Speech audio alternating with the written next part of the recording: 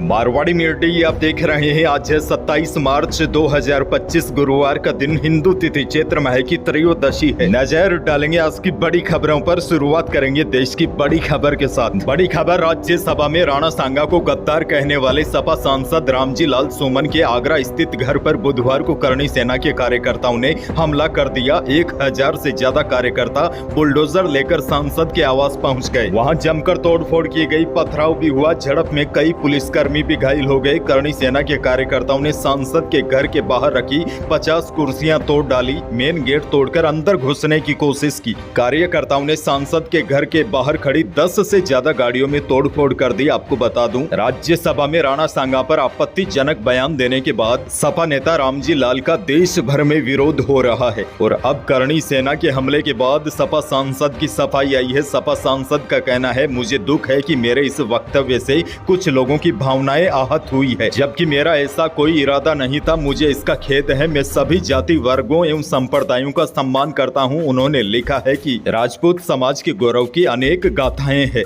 आगे बढ़ेंगे। एक और बड़ी खबर, देश में यूनिफाइड पेमेंट्स यानी कि यूपीआई डाउन हो गया था। कल शाम को आपने देखा होगा, आपके फोन में गूगल पे या फोन पे काम नहीं कर रहे थे। दरअसल बुधवार शाम को 7 बजे यूजर्स को यूपीआई से पेमेंट करने में दिक्कत हो रही थी। करीब 23,000 से ज्यादा यूजर्स ने बताया कि उनको पेमेंट करने में परेशानी हो रही थी। यानी कि गूगल पे, फोन पे, पेटीएम प्रोसेसिंग में काफी ज्यादा समय ले रहा था। सिर्फ इतना ही नहीं, ऑनलाइन पेमेंट बार बार फेल भी हो रही थी। हालांकि यह परेशानी थोड़ी देर बाद दूर हो गई, लेकिन काफी समय तक लोगों को परेशानी का सामना करना पड़ा, क्योंकि आजकल ज्यादातर लोग जेब में कैश वगैरह नहीं रखते। ज्यादातर काम या पेमेंट यूपीआई से ही की जाती है। ऐसे में लोगों को काफी ज्यादा परेशानी का सामना करना पड़ा। आगे बढ़ेंगे। देश की एक और बड़ी खबर, दिल्ली हाईकोर्ट के जस्टिस यशवंत वर्मा के घर जले हुए नोटों के बंडल मिलने के मामले में बुधवार को पुलिस उनके घर पहुंची। रिपोर्ट्स के मुताबिक डीसीपी नई दिल्ली देवेश की टीम ने पैसे मिलने वाले स्टोर रूम को सील कर दिया है। वहीं सुप्रीम कोर्ट ने जस्टिस वर्मा के खिलाफ एफआईआर दर्ज करवाने की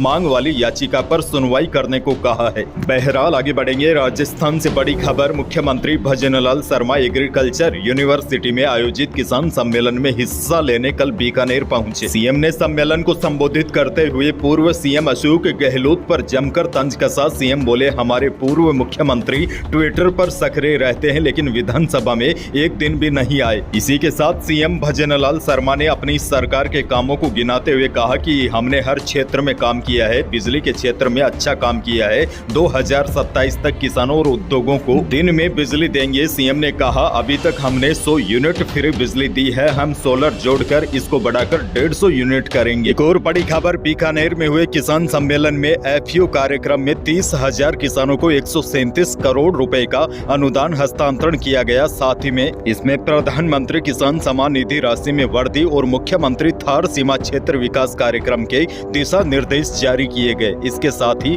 मंगला पशु बीमा योजना में लाभान्वितों का दायरा भी बढ़ाया गया। कार्यक्रम में पशुधन निःशुल्क आरोग्य योजना के अंतर्गत निःशुल्क उपलब्ध करवाए जा रहे औषधियों व टीकों की संख्या बढ़ाकर 200 किए जाने और कृषि एवं उद्यानिकी विभाग के विभिन्न दिशा निर्देश जारी किए गए। ऑर्गेनिक खेती को बढ़ावा देने के लिए बैल से खेती करवाए जाने पर 30,000 की प्रोत्साहन राशि के दिशा निर्देश भी जारी किए गए। आगे बढ़ेंगे। एक और बड़ी खबर, पश्चिमी राजस्थान के लिए जीवनदायिनी कहे जाने वाली इंदिरा गांधी नहर परियोजना की कल यानी कि 26 मार्च से 60 दिनों के लिए नहरबंदी हो गई है। 26 मार्च से शुरू हुई यह नहरबंदी 27 मई तक चलेगी, जिससे नहरी किसानों को इस बार सिंचाई का पानी नहीं मिलेगा। यह नहरबंदी 2 फेज में होनी है। पहले फेज में 30 दिनों तक पेयजल का पानी मिलेगा, वहीं दूसरे फेज में पूर्ण नहरबंदी होगी। जानकारी के अनुसार पहले फेज के लिए 2000 क्यूसेक पानी छोड़ा जाएगा, जबकि 27 अप्रैल से 27 मई तक नहर में पूरी तरीके से पानी की आपूर्ति बंद कर दी जाएगी। आपको बता दूं, इंदिरा गांधी नहर परियोजना से जैसलमेर, बाड़मेर, जोधपुर, बीकानेर, हनुमानगढ़ और श्री गंगानगर जिलों में पेयजल और सिंचाई की आपूर्ति होती है। ऐसे में नहरबंदी के चलते इन जिलों में जल संकट गहराने की संभावना है। वैसे तो गर्मी के मौसम में पानी की किल्लत आम बात होती है, लेकिन 60 दिनों की नहरबंदी से यह समस्या और गंभीर हो सकती है। खैर आगे बढ़ेंगे। धौलपुर से बड़ी और दुखद खबर, धौलपुर में मवेशी को बचाने के प्रयास में स्कॉर्पियो बेकाबू होकर पेड़ से टकरा गई। हादसे में एक युवक की मौत हो गई। और दुखद खबर यह भी है कि इस युवक की 20 दिन पहले ही शादी हुई थी। हादसा बाड़ी के बसेड़ी रोड स्थित कुहावनी गाँव के पास हुआ। बुधवार सुबह 8 बजे चाचा के साथ उनके बेटे को 10वीं का एग्जाम सेंटर छोड़कर वह वापस लौट रहा था। आगे बढ़ेंगे बाड़मेर से बड़ी खबर। बालोतरा में हिंदुस्तान पेट्रोलियम की रिफाइनरी में पिछले कई घंटों से लेपर्ड ने आतंक मचा रखा है। लेपर्ड अटैक से रिफाइनरी के 2 कर्मचारी भी घायल हुए हैं। जोधपुर से बुलाई गई रेस्क्यू टीम भी उसे अभी तक पकड़ नहीं पाई है। मंगलवार शाम करीब 4 बजे रिफाइनरी कैंपस में घुसा लेपर्ड बुधवार सुबह कुछ मिनटों के लिए बाहर आया था, लेकिन फिर अंदर घुस गया। ऐसे में उसे पकड़ा नहीं जा सका है। बहरहाल आगे बढ़ेंगे बड़ी खबर। केंद्रीय परिवहन मंत्री नितिन गडकरी ने नागौर सांसद हनुमान बेनीवाल के बेटे को नेता नहीं बनने की नसीहत दी है। दरअसल गडकरी बेनीवाल के बेटे आशुतोष की बर्थडे पार्टी में आशीर्वाद देने पहुंचे थे। गडकरी ने आशुतोष से कहा कि बेटा कुछ भी नहीं बनना, लेकिन लीडर नहीं बनना, यानी कि नेता नहीं बनना। इसका एक वीडियो भी सोशल मीडिया पर सामने आया है। आपको बता दूं, आरएलपी प्रमुख बेनीवाल ने दिल्ली के ली मेरिडियन होटल में 25 मार्च को बेटे आशुतोष का 10वां जन्मदिन मनाया। इसमें खाद्य प्रसंस्करण उद्योग मंत्री चिराग पासवान, केंद्रीय कपड़ा मंत्री गिरिराज सिंह, कौशल विकास एवं उद्यमिता मंत्री व शिक्षा राज्य मंत्री जयंत चौधरी और समाजवादी पार्टी के अध्यक्ष अखिलेश यादव जैसे दिग्गज नेता पहुंचे। आगे बढ़ेंगे एक और बड़ी खबर। प्रदेश में अब प्रधानमंत्री आवास योजना को लेकर भी धांधली शुरू हो गई है, जिस पर एंटी करप्शन ब्यूरो यानी कि एसीबी ने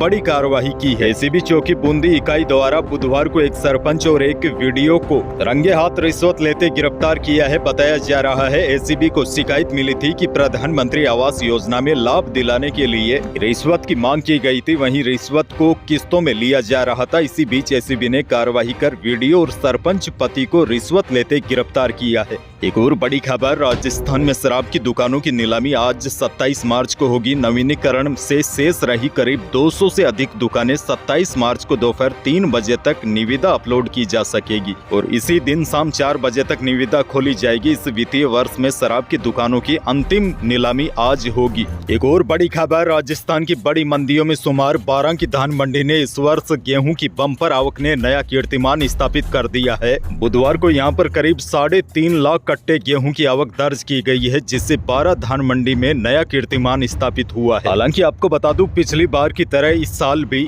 चाहे इसबगोल हो या जीरा या फिर सरसों, भाव में वह तेजी नहीं दिखाई दे रही है जो 2 साल पहले दिखाई दे रही थी। एक समय था जब जीरा 60,000 रुपए चला गया था और इसबगोल भी 30,000 रुपए तक चली गई थी। इन भावों का किसान आज भी इंतजार कर रहे हैं। मौसम को लेकर बड़ी खबर। राजस्थान में एक बार फिर मौसम परिवर्तन का सिलसिला शुरू हो गया। कल यानी कि 26 मार्च को जोधपुर और बीकानेर संभाग के कई जिलों में आंधी चली और एक आध स्थान पर हल्की बारिश भी हुई। वहीं मौसम विभाग ने कहा है कि इस हल्के सिस्टम का असर 28 मार्च तक देखने को मिल सकता है। हालांकि विक्षोभ काफी कमजोर है, ऐसे में अपना असर ज्यादा नहीं दिखा पाएगा। फिर भी प्रदेश में 28 मार्च तक खासकर बीकानेर और जोधपुर संभाग के कुछ हिस्सों में मौसम में बदलाव देखा जा सकता है। बादल वगैरह छा सकते हैं। हालांकि प्रदेश के अधिकांश भागों में मौसम मुख्यतः शुष्क बना रहेगा। यही थी आज की बड़ी खबरें। वीडियो को लाइक करना बिल्कुल न भूलिए और चैनल पर नए हैं तो सब्सक्राइब भी कर लीजिए ताकि आप अपडेट रहे बड़ी और काम की खबरों से।